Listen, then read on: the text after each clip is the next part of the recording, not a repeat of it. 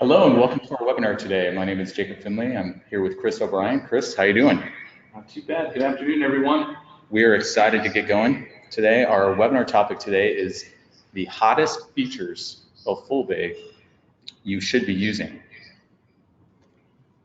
So Chris, real quick, get a little bit of an echo here. Real quick about us. I'm the founder of Fullbay. I'm a CPA in Arizona. I've got a master's degree in accounting, and we're just having a bit of a technical difficulty here, and very excited to be here. Chris? Yeah, I've just been around for a while, kind of an old dog, know a little bit about fleet management, and trained a lot of techs or deployed Fullbays. Yeah, cool. We're excited to do this webinar. Real quick, for those of you, we're also broadcasting on Facebook Live if you want to join there. For those of you on the webinar, quick tutorial on the controls. They're over on the right side, and you can click the red arrow to expand it. And there's also a section there down at the bottom when you expand it to answer questions. And if you guys don't mind, go ahead and practice putting a question in. And now, if you put a question in now or later, we will have time for questions at the end. And if we don't get to your question, we will follow up with you after the webinar. But once you go and put in where you are calling in from, so we can make sure that that is working correctly, and you get some practice on the questions. See those coming in now. Perfect.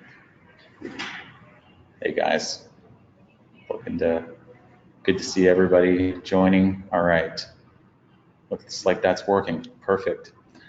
So we've got a lot to cover today. So why don't we jump in? Yeah, let's do it.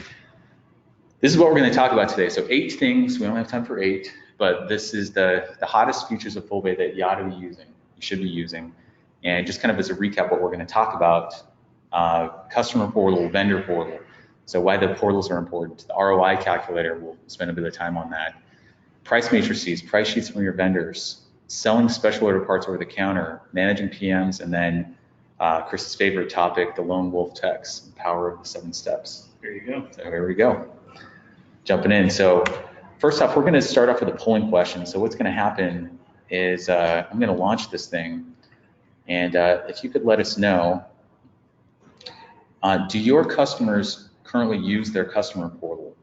And the yes or no, maybe not sure, or you may not be a Fullbay customer yet, but let us know that.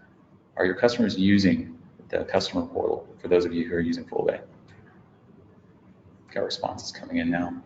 Perfect. It's like an overwhelming yes here. About 60% yes, 30% no.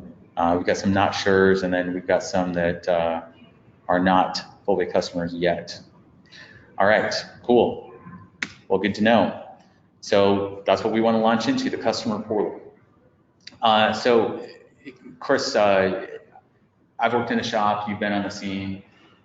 One of the things that's really easy to forget anytime you're running a company is to lose track of the voice of the customer and what are the customer's pain points and so forth. And so if it's something we're constantly striving to stay kind of attenuated to with Fullbay, when you're running a shop, it's important to remember the voice of the customer. So what's their main pain point? And what problems are they trying to solve that you can help with? Yeah, and usually with, just running private fleets, it was always communication with the shop, trying to get them to work on something. We were typing out lists, or we had dispatchers with lists, or we were meeting with shop people. It was very hard to communicate and get statuses on equipment. So yeah, that was one of our big pain points with the shop, when equipment was done, when I could use it to redispatch out. So that was one of the things that, just for me, I had a personal experience. And that's where the customer portal, I think, solves a lot of those gaps or a lot of those problems. Yeah, for sure. The frustration of not knowing the status of a repair almost can't be overstated, especially when you're a commercial fleet and you are depending on that truck to make money. Yeah. It's disrupting your schedules, not having it, so on, and not having a view into what in the world is going on. Yeah. Very painful. Have they diagnosed it? Is the repair in progress? Like, when is this going to get done? Like, being able to see some of that information. Right. Or even, we would go to dispatch a truck out of state, and we would say, let's make sure all the documents are current. An easy way to look that up, well, you'd have people, running out to the cab of the truck because nobody had access to it, or if somebody had a spreadsheet where it's very nice that from your cell phone or from Fullbay, you can just grab the data at the unit level right on the service history. Yeah, so let's dig into this. So for those of you using Fullbay, you're familiar with this, but each of the customers of the shop will have a portal where they can go in and see certain things. We basically put tools in the hands of the customer also to help make the shop even more efficient. So just kind of running through here, service requests, right? One of the things about running a shop is you hear the phone ringing a lot, and that can actually be a good thing because it means you have business coming in. And but it can also turn the shop into an interruption factory. Yes, absolutely. Maybe we should show them the customer portal. Yeah. Maybe we just here. So this is an example customer portal. We've got Arizona Propane Company, test customer. And why don't you walk us through this, Chris? Yeah, so inside of the, it's hard for me to see it, but inside of the customer portal, over on the far left, there's a little red tab for requesting a repair order. That's by far one of the most underutilized tasks or features that are inside of the portal. If you click on that, a dispatcher or a transportation person, anybody can just click on this, identify themselves, and request a repair to get you out there either to their site or let you know that they're bringing you a truck. Very simple, very easy to use. You can even attach a signature. We have a setting at the shop where you can enable signature capture. So if that's something that your shop requires, or there's a state law that you need to capture a signature, as they're submitting the request, you can actually have them sign it with their finger or sign it with a digital signature imprint.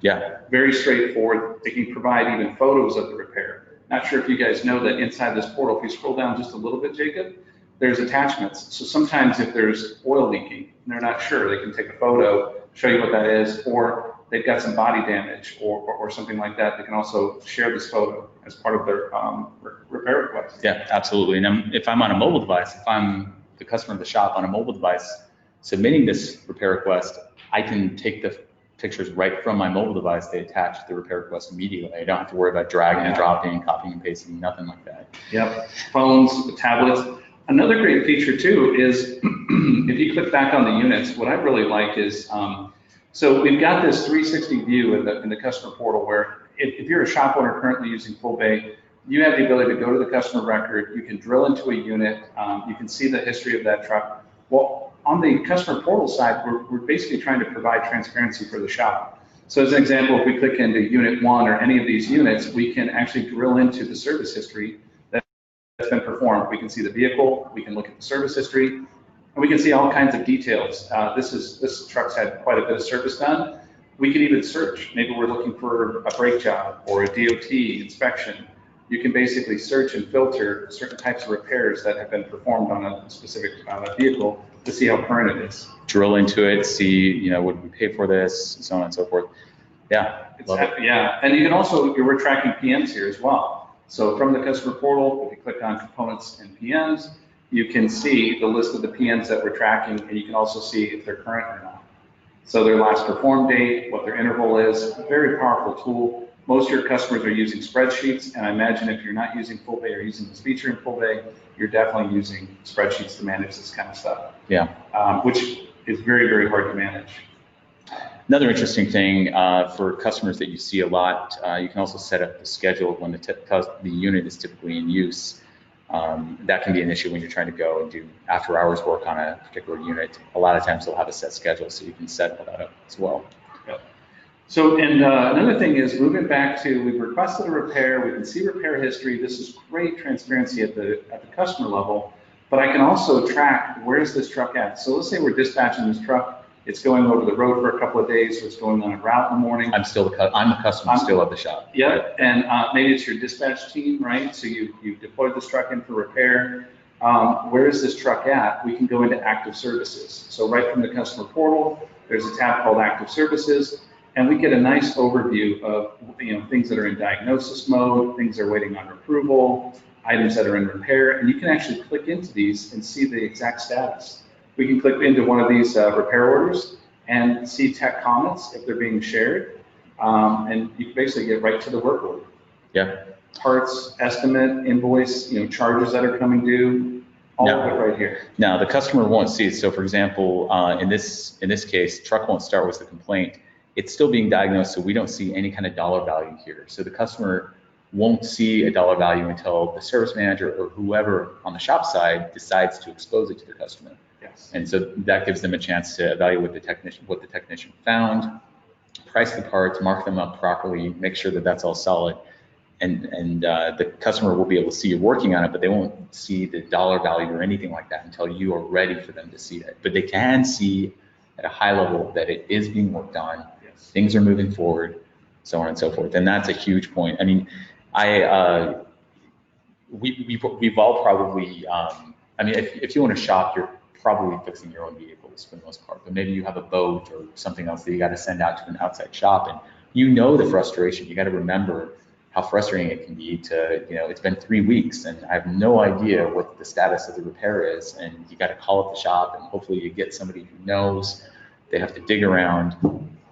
This solves that problem. Correct. Completely blows it away. Great point. Great point. Brings a lot of satisfaction. And there's even another permission. So on the shop settings, you might have different shops where you want different types of communication. At the shop configuration setting, you can actually say, I want to hide technician comments until invoicing, or you can display them real time. So maybe you have full transparency. You have a customer that you need to, as the tech's diagnosing it word for word, you need that customer to see that real time so they can make quicker decisions. Mm-hmm. You can share that real time, or you can actually hide it.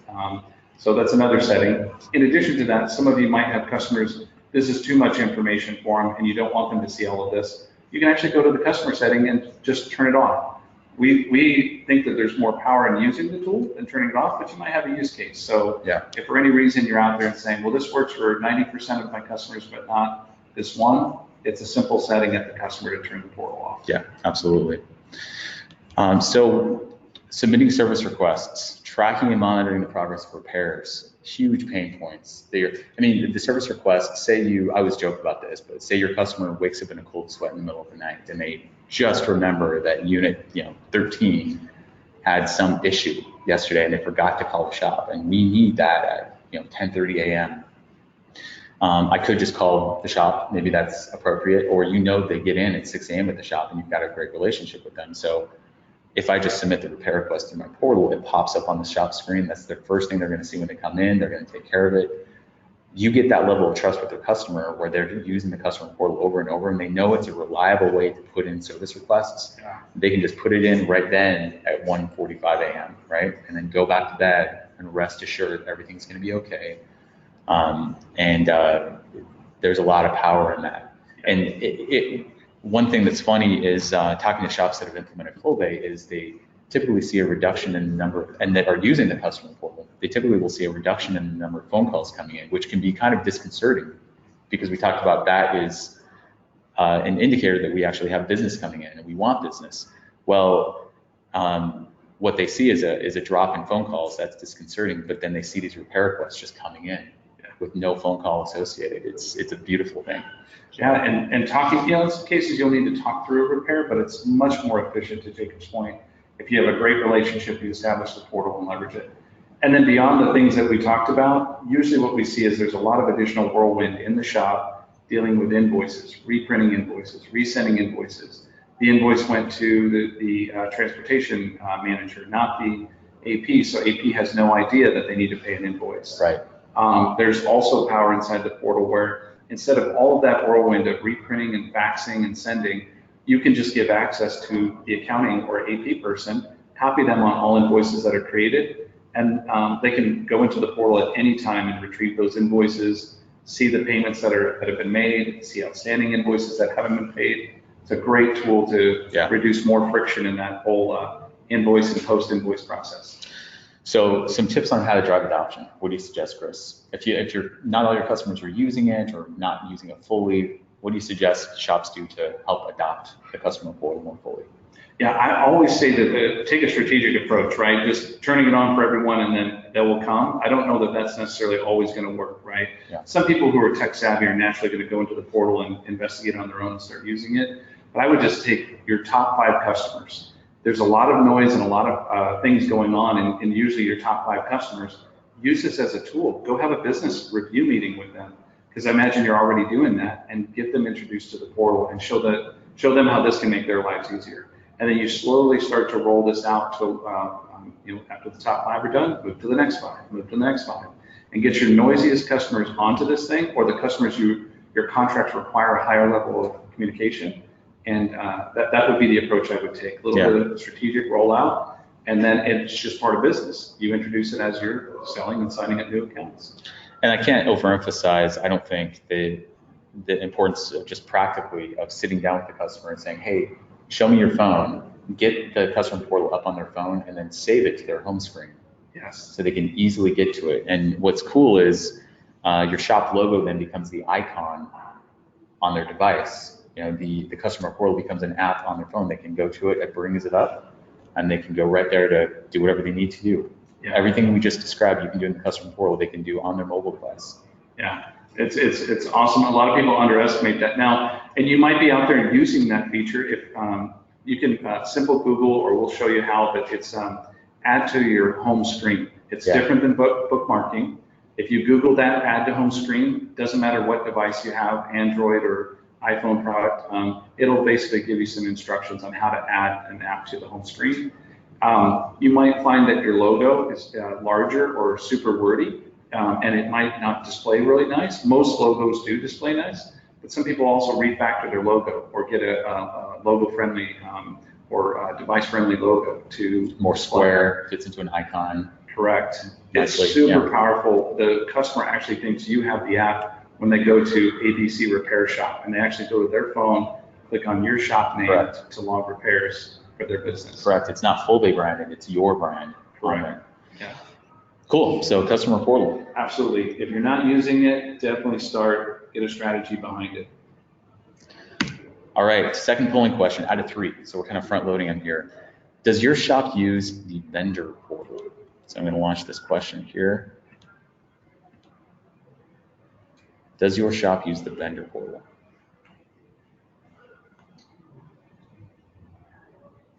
Response is coming in.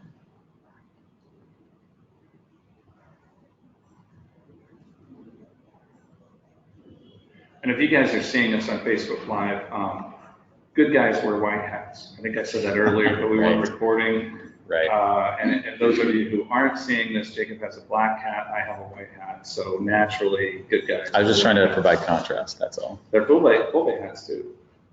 Very cool Fullbay hats. All right, here we go. Some 67% say no, 18% yes. So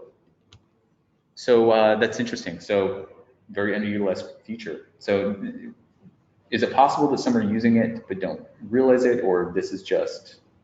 Could be, depending on the vendor scenario. What the power behind the portal though is leveraging some of the vendor knowledge. A lot of vendors will accept email, and it's just a matter of just turning on the switch, contacting the vendor, and setting them up for email ordering. Right. We know that there's like a Stoops Freightliner as an example, as multiple shops sending emails to Stoops to process orders. It's very easy, spend less time processing the orders, but it's very effective for the shop just to go in, quote a part, and that sends it over to the vendor portal, gives them direct access to see that your shop is looking for this part, and we even serve up the number, the year, make, and model of the truck. So if let's say you're going for a water pump and it actually needs a couple of different items, there's a gasket with the water pump, and maybe they're 2 different pieces. The vendor can also add that gasket to the water pump, and save you the time, save you the trip, save you some headache, and it's part of the process. And sometimes we forget that the vendors, in a way, I mean, they're not a customer, but they have a voice too. And what pain points are your vendors experiencing that you could potentially ease to get even better service, maybe even better pricing out of them? So what's the voice of the vendor? And we want to make sure we don't ignore that, right?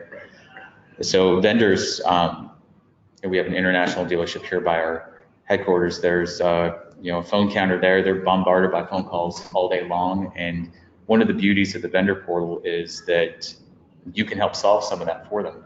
Quotes come in over email, and with a VIN attached to it, instead of having to read the VIN over the phone and so forth. So let's show them the portal here. Yeah. And it sounds like some people might not have seen it. So let's just go into the portal and show you. It's just as easy to use as the customer. Actually, it's even easier to use in the customer portal. Notice that this thing is laid out with quotes on top, orders on the bottom. So if a shop sends to the vendor, like International as an example, that they need a quote for a part, it's going to show up at the top. The vendor's going to be able to click in it, price it, confirm the part number, and respond back saying, yes, we have it, here's your price. You can send quotes to multiple vendors at the same time using this tool. And then as soon as you confirm and say, yes, I want it, and you process the order in Fullbay, it drops from the quoted portion to the ordered portion of this screen. And if you just click into one of those in the ordered section there, Jacob, just click into one of those. It's fairly straightforward, rich detail here. They've got their PO number being served up to them. They've got unit details, if there's unit details, and then it's just really a summary and a process. They also can put in their delivery date and time. So on the far right, they can mark this as a delivery, set up their delivery date and time, and provide you with an ETA, unless it's a will call. They can also switch it to will call, and then put it for their location. Can we see this in action, Chris? Is that okay? So, so I'm on the quotes and order screen, right? So we currently don't have any quote requests. And this is really important when, and maybe if you're just doing a quick repair, you just got to get it done. But if you're trying to build out a full-blown estimate for the customer, this can be really handy. So we would go into the shop, right? And I'm just going to open another tab here. So let's say we spin up a new service order, right? And Arizona propane, let's say it's right down here, and we'll do that. I'm just going to assign this to myself. I'm just going to create this right away. Technician's going to go in and diagnose this potentially, unless we skip diag. And let's just say we're working on the engine embodiment. Place, rear main seal. All right, so we'll say that's an 8-hour job. Now on this thing, I'm gonna need, let's just say, a rear main seal, right?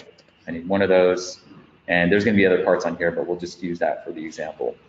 If I'm gonna get that from, which vendor were we on? International. Let's say I'm just gonna get that on International. I can get them on the phone and just say, hey guys, you know, I'm working on this truck. Here's the VIN. So on and so forth. Can you give me the part number and price? I could put that in here myself, or I could send this to the vendor, email the vendor for the quote. And what happens is over there in the portal. And you just press go. He selected the part, press go. I press go, yep. Yeah, sorry, I kind of blew through that. It's gonna show, they're gonna get an email, or if they're just monitoring the portal, it's gonna show up here. So they're gonna see this, and I can start working on something else. So I've got on my parts list, it's yellow indicating that this thing has been sent to the vendor. It's waiting on the vendor. There's a color key here. It's waiting on the vendor. Meanwhile, I'm doing something else. The vendor starts working on this. They can click in. You just save them a phone call. They can see the engine serial number for what they're working on, the VIN if they need it, everything they need to know to price that part. Then they just go in, put in the part number and price, I should say 40, and submit. It's done, it's off their screen, they feel good, they got that done, you saved them a call. Meanwhile, you're working on something else. You come back to the screen, suddenly it's all in. Not only that, it's all in, but it's marked up automatically, so on and so forth. So you can imagine the power of leveraging the vendor portal when you're having to build out a bunch of quotes and get parts pricing from different vendors. Having them put the information in for you can be very effective and powerful if the vendor's willing to play ball. Yeah, absolutely. And we typically see several vendors that are more than willing to participate. It's a fairly straightforward process. Some of you might be thinking, well, how do I train the vendor? If you notice here, we're on the quotes, we're back to the vendor portal. Oh, sorry about that. Sorry. Yep. There's a help and training, that little question icon over on the far right, just right inside of the quote. If you click on that, it opens up a video. It's less than 1 minute. It's about 54 seconds, and it teaches them how to do a quote. So in less than 1 minute, there's their training, and if they want to do an order, less than 1 minute, there's a video on how to do the order. And they're trained. And they're trained. It's really not rocket science. Nope. And it's stuff they're doing anyway. I mean, they're already giving you the information over the phone. It almost, in a lot of ways, it makes it faster for them. And yeah, so vendor portal. Definitely a powerful tool. They can also see payment summaries and so Yeah, forth. true. If you wanted to look at the payment summary, we basically give you an account ledger or balance sheet for the vendor, the purchases, the credits. Yep. At that vendor level. Obviously, on the shop side, you get access to these details, but the vendor also has a summary. You're also able to, from within the shop, send the vendor if you have say you have a credit card on file with the vendor, but you have instructions to say you may only charge that card when we give you specific authorization, you can send a payment authorization from within Fullbay to the vendor saying, hey, these specific vendor bills you're authorized to charge to our card and file, and then they can put in the confirmation number, so on and so forth. So that's all there. All right, vendor portal. Next one, the ROI calculator. Yeah, so we did a whole webinar on this recently, so we're not going to spend too much time on it, but this tool is out there. It's free. You don't have to be a Fullbay customer to use it. But we've seen a lot of positive response. We've been asked to speak at trade shows on this and kind of carrying the message out there. And it's such a powerful thing to think about your business, because a lot of us are former diesel technicians running these shops, and maybe you didn't get an MBA or whatever. It doesn't matter. I mean, in this day and age, there's so much out there available for free. That gives you the tools you need to run a super strong, efficient, profitable business, that you don't have to worry about all that. It's just at your fingertips. This is one of those tools. This is a common sense thing that can make a big impact. Yeah, recently had somebody email me and say, hey, already a customer using the tool ROI calculator. Thank you. I have it now part of our management meetings. Yeah. So it's now part of the management meeting. Where are we at? Where did we perform last month? Where are we at this month? And they're basically using the tool as their strategy meetings are going forward to grow the business. Yeah. So definitely should be on your top 10 list of things that you're using to help run your business. And it's free. It's off of our website. Where's this tool at? You just go to fullbay.com, scroll to the bottom, and there's a shop ROI calculator. Jake is going to pull it up right now. Super easy to get to. And as you scroll down to the bottom, there's a section that says Shop profit calculator. Just go in there, you put in your metrics, so on and so forth, submit, and then you can use it. So yeah, great tool. Now, something about this tool, we kind of have it in the top right. Let me bring this up here. So when you're using the tool in the top right, we have these target metrics, and they're generalized. Like every shop's going to be a little different, but the idea here is that I'm looking at this target column, and what you have over here on the left is the kind of the descriptions of what goes into that. So the idea here is if you add these numbers up, the 20, 25, 30, and 25, it adds up to 100%. So it's a percentage of your revenue. So all the money coming in. So of all the money coming into your shop, the target should be that no more than 20% is going to pay for technician labor, ideally. That can be a struggle in some markets. This is the target, right? We strive to get as close to the ideal as possible, right?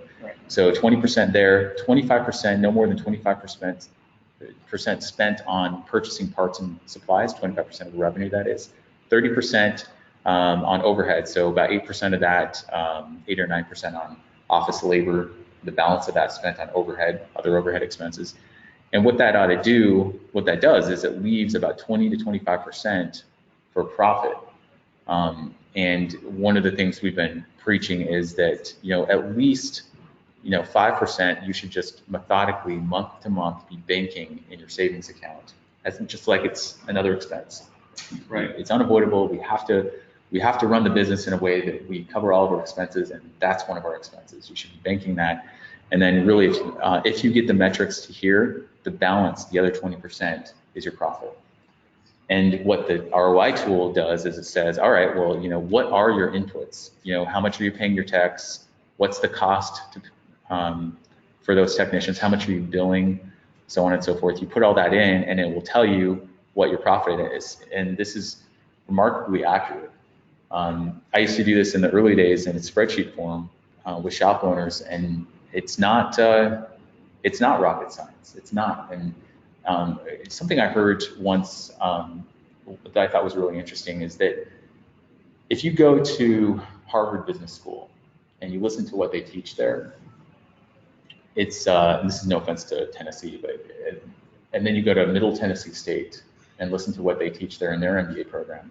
They're teaching the exact same stuff, They're reading the same case studies, same concepts, so on and so forth.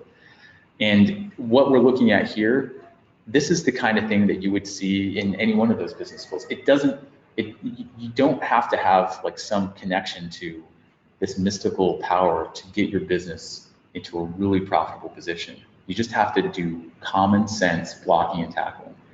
Don't bet your business on chucking Hail Marys, right? None of that, just day to day doing the basics.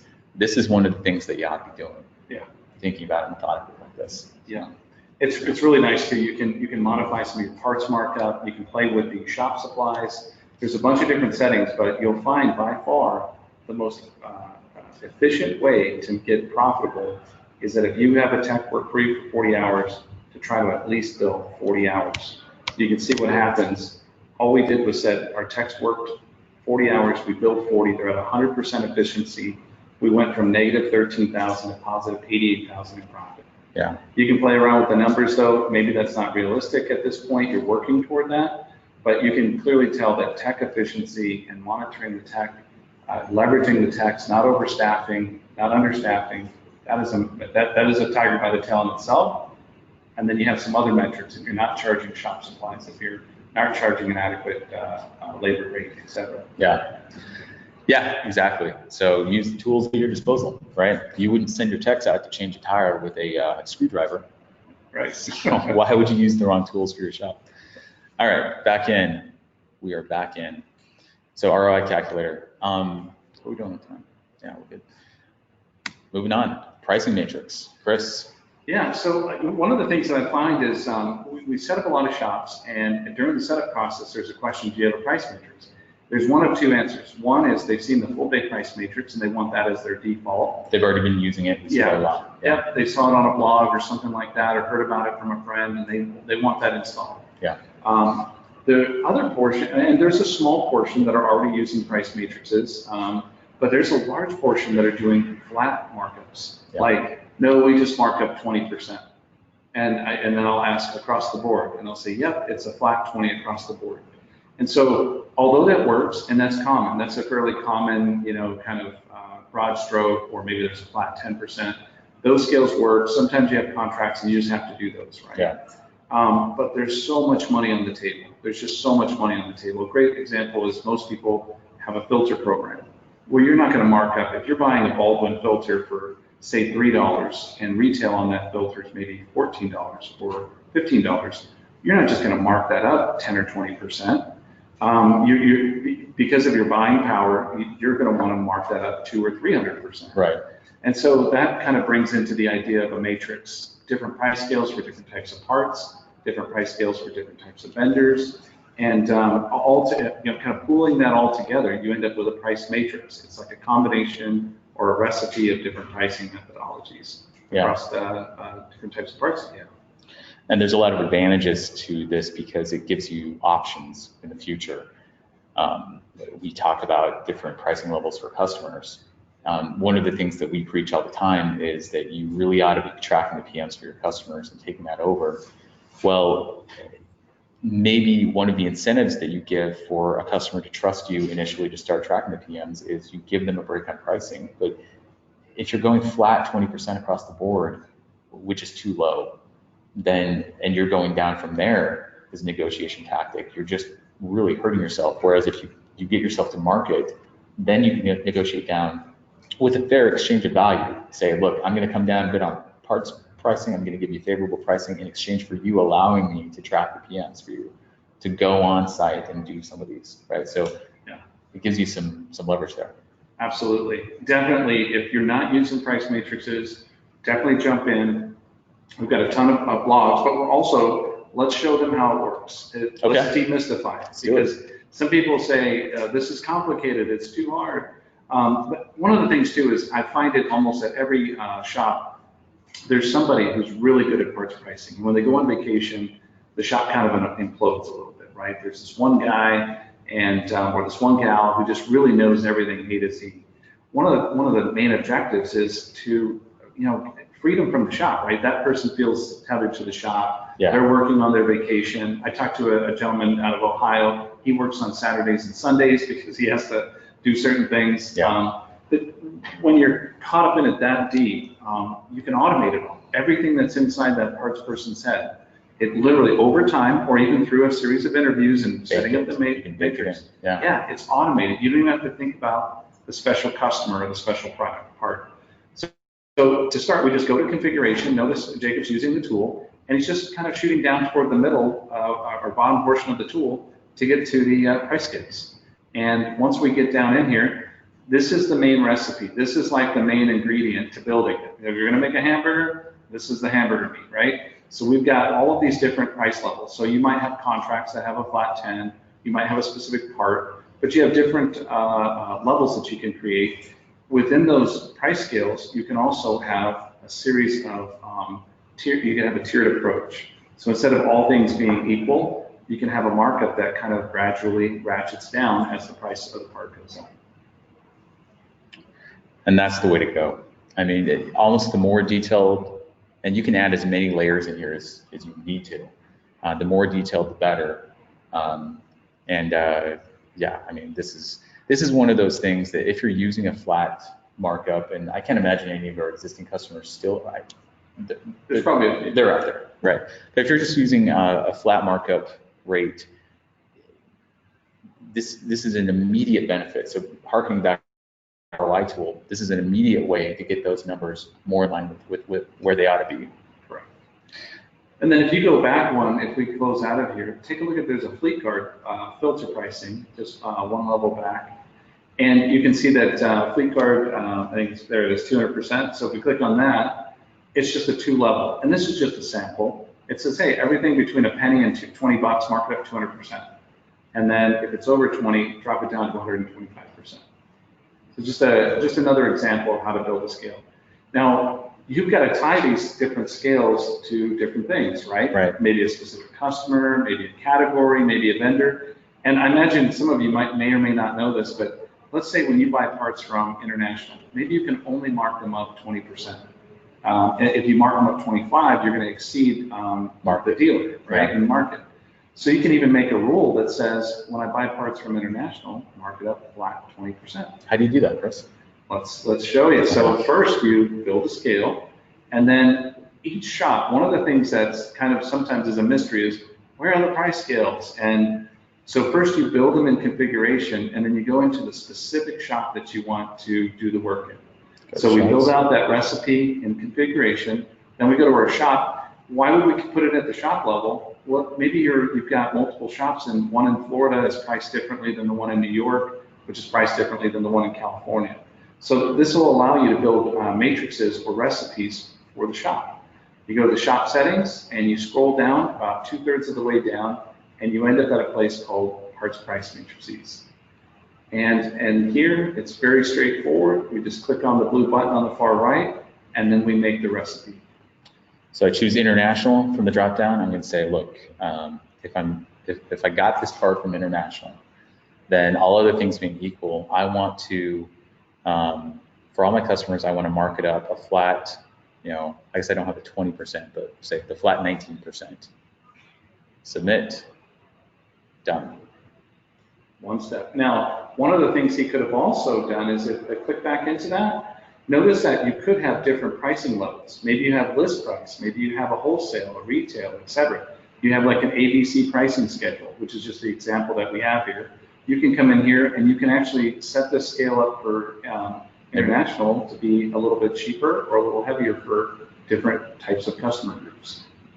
Something like that. Yeah, exactly. Don't go to 5, everybody. But yeah, you could do this. If you had to, you can make this recipe. Now, what's also neat is up toward the top, you can even pick, do you want this to happen on service orders or counter sales, or both service orders and counter sales? Yeah. So you can even specify and dictate which type of sale type you want to specify.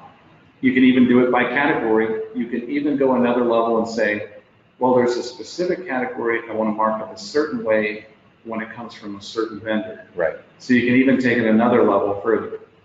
So we talk a lot about getting shop owners and employees their weekends back. This is going to tie up your weekends forward because it's so fun, right? Putting all this together. Yeah. Normally what I see this could be a science project for the weekend. There's somebody with a stack of papers, pre-Fullbay, there's somebody with a stack of papers, hand calculating, running these matrices from their head or from a spreadsheet, and they're just manually doing this to build an invoice. Yeah. This is like the key right here.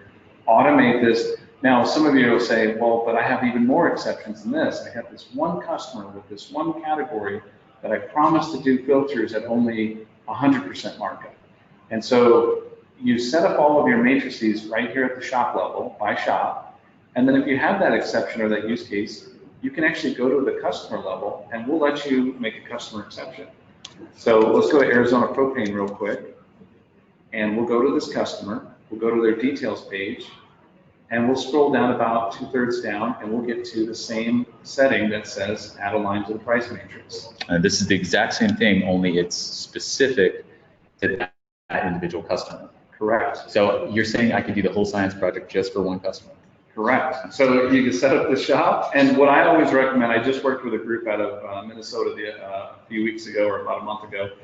What you want to do is you want to boil the ocean at the shop level, right? You want to set up all those matrices at the shop level. And normally you're going to have 5 or 10, so it's not like you're going to have hundreds of them. I did do a dealership that we did have about close to 100, but long story short, you're going to set it up at the shop level, and that's really where kind of the baseline is. And then only when you have an exception at the customer level, like a one-off, a totally random one-off, you set it up at the customer.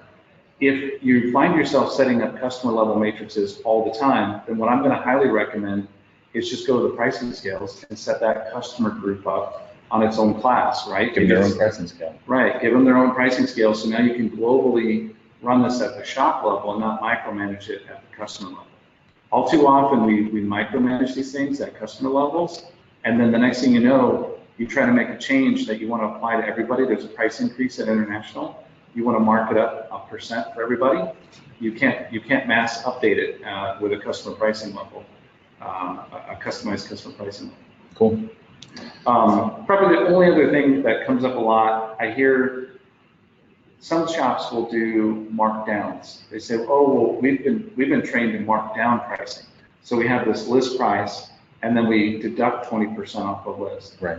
Our philosophy is it's all about a markup. And the reason why is that your costs are always changing. And when you're trying to automate your pricing, your costs are always changing. The last time you purchased a part, you want it to mark up equal value, 20% equal up from the last time you purchased it. So if you're paying taxes or you've got exchange rates that change or the part, just the economy of the parts go up, we just believe it's much more effective and more to protect the profits of the shop to do a markup approach versus a markdown approach. Right. And you'll see if you run the scenarios in the math, very hard to manage a markdown approach versus a markup approach. They all work. It's just a different way to get to the end result. Cool. Cool. All right. Next here. Price sheets. Price sheets. We got to hustle. Yes. So we'll just quickly go through this. Sometimes what you'll get is, so one of the things that we're really big on is inventory is real inventory, not building fake inventory. And what will happen is maybe you're doing heavy engine repair. You need a price list of various parts that you're never going to stock, but you need to be able to quote them because you do a lot of these quotes. So a lot of folks will have price sheets that come from your vendor. Maybe it's from PACCAR, maybe it is from International, and you want to store them somewhere. Inside of Fullbay, off of the inventory, or off the parts page next to inventory, is a place called Price History. You can basically take a spreadsheet from your vendor, CSV, convert it to a delimited text file, but you can upload 15,000 parts at a time. So maybe you have 45,000 parts, it's going to take 3 uploads. Now, this isn't where you just send up 1 million parts. We don't recommend 15,000 parts. Right. It's actually a very large number. Yeah, but it'll just bog down your system. I mean, sure, you can just start sending a bunch of stuff up, but you really want it to be effective price lists that you're using. But this tool is available, super helpful with people who need to have the access to this, because what we'll do is, As you're quoting out parts, as you're doing counter sales, we'll actually serve up that parts price history, that price sheet, so you can choose from it. You can actually order off of it and see those quoted items. And the place you do this in the app, Chris, is on the parts page? Yep, if you go to parts, and right next to inventory is a part history.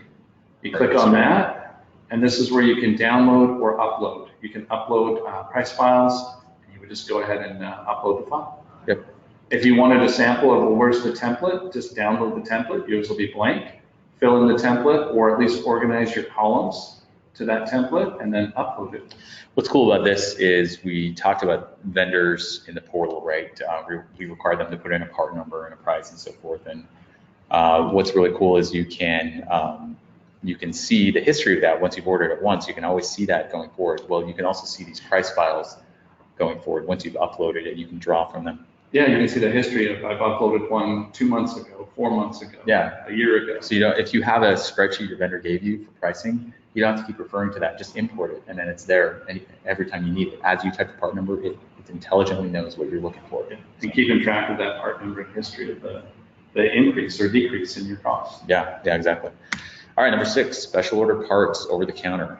Yeah, so some people use this, some people don't. But whether you have counter sales or you have use cases where somebody is just doing like a cash and carry, those of you who use the counter sale feature, it's off the plus sign, click counter sale. We built a feature last year that allows you to special order from that. So really what it's done is it's unlocked the counter sale. It doesn't require you to have to use an inventory part anymore. We used to only sell inventory parts on counter sales. Now you can actually, at will, put in a part, sell it, and special order it. You can even sell an inventory. Say you're low on stock and you know you've got some parts committed to service orders that are coming into the shop, and you're going to place a special order against an inventory item for a counter sale. We'll even let you do that with a custom unlink feature. Yeah. Counter sales are fairly powerful, quick, easy tool. The only difference with a counter sale, if you're wondering, how can I use this for your business if you're not sure? If you need it to be stored at the customer level, and it doesn't matter what unit it's associated with, then counter sales are very effective, super clean, super quick and easy to create. But if you need to track it at a unit level, we always recommend the service order. Even if you made a global service and just use the counter sale to tie that, like a global service or a canned job called counter sale or part sale, and attach it to the unit. Love it. All right, polling question number 3. What percentage of your repairs are mobile?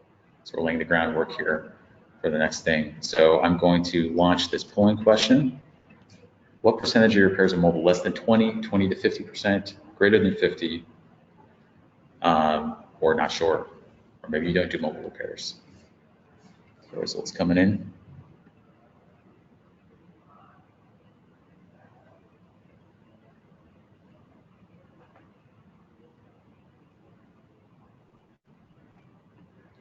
Mobile is getting more and more popular.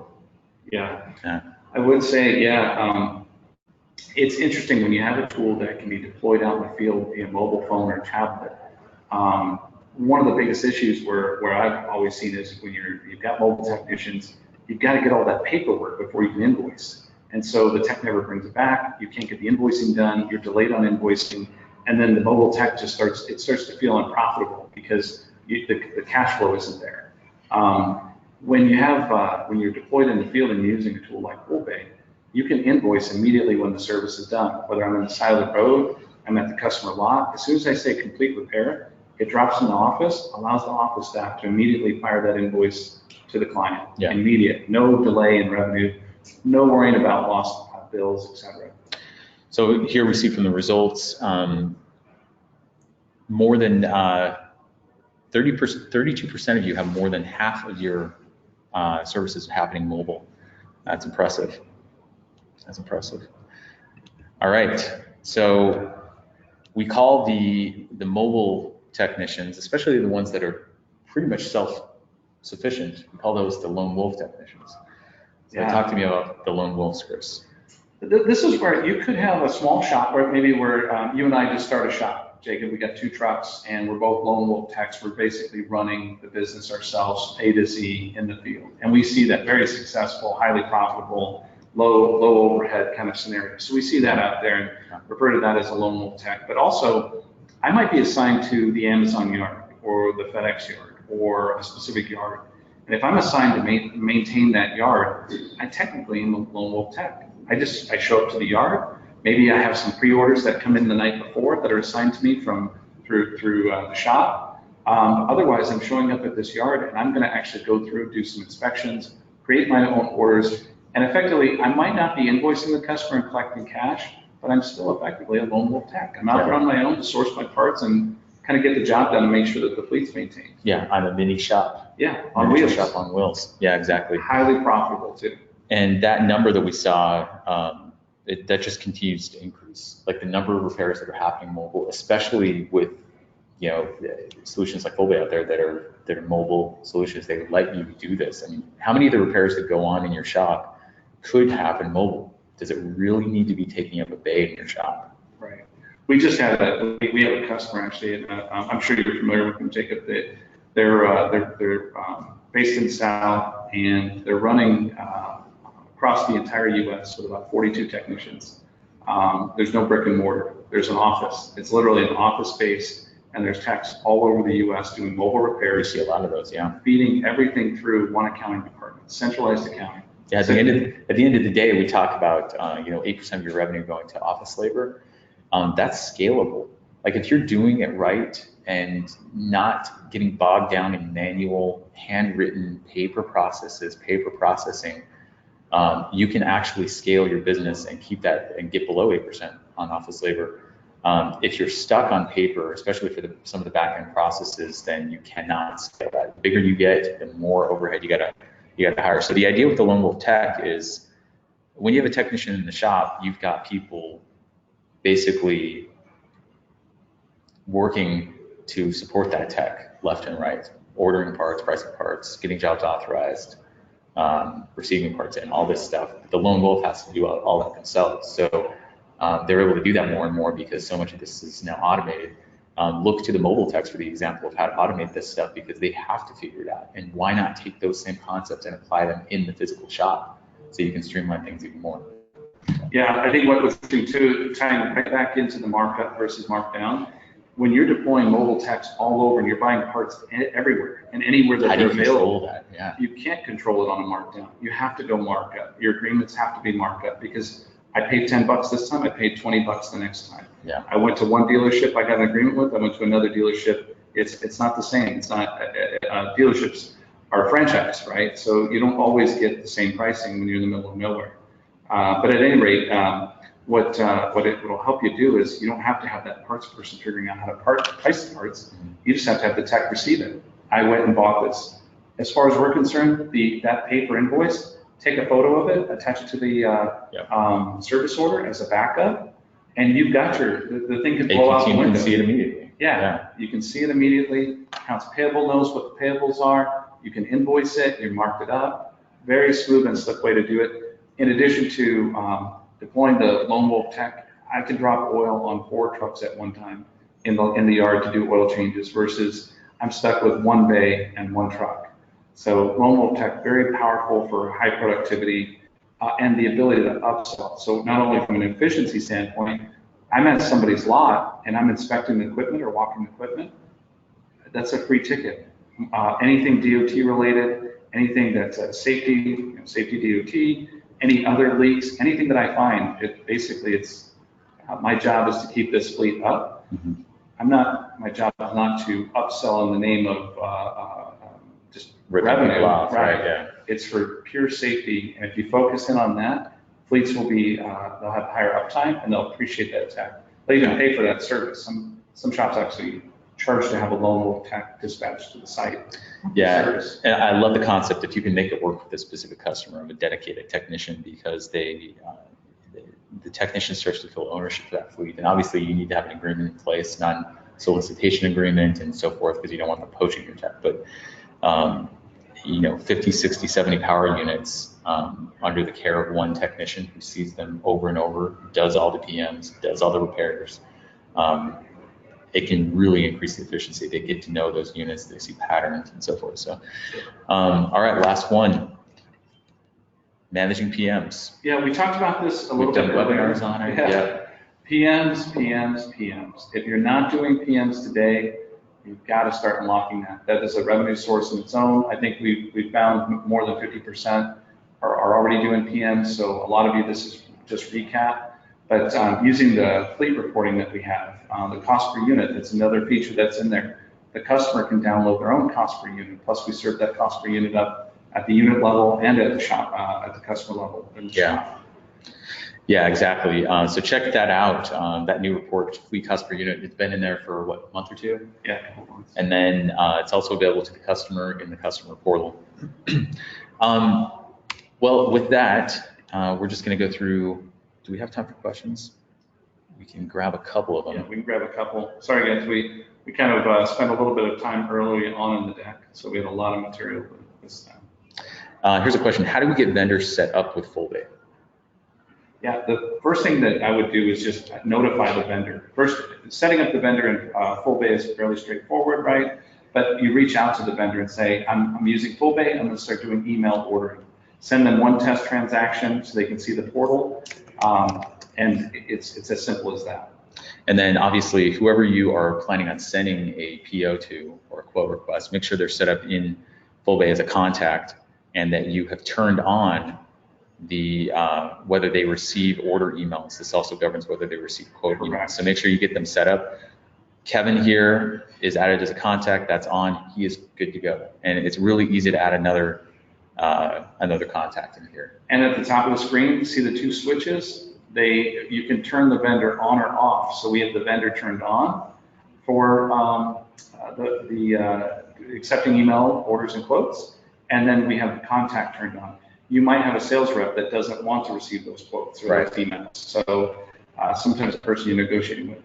Also, if they're playing ball and they're leveraging the portal, as soon as you start to see the wins, we've seen where people have deployed more business to vendors that participate with the portal. Right. Because it saves everybody so much time.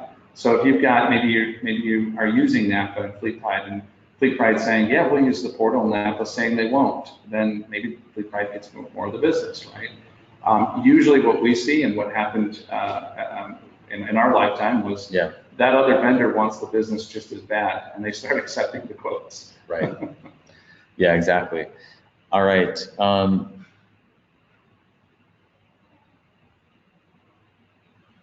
Is there going to be a recording available on this? Yes, we will post the recording within 48 hours on our website. You can watch that, and that's coming. And I think we're out of time, but we will get the recording posted. We appreciate everybody for their questions, and the questions we weren't able to get to, we're going to follow up with you after and get those answered for you. So thank you very much, and thanks, Chris, for your time. And we wish you all the best of luck in running your shops. We know that it can be difficult. It is difficult, and we're trying to make your life easier here. Yeah, thanks. Provide material and content, definitely. Yep, exactly. All right, thanks a lot, guys. Hope you have a great day. Thanks.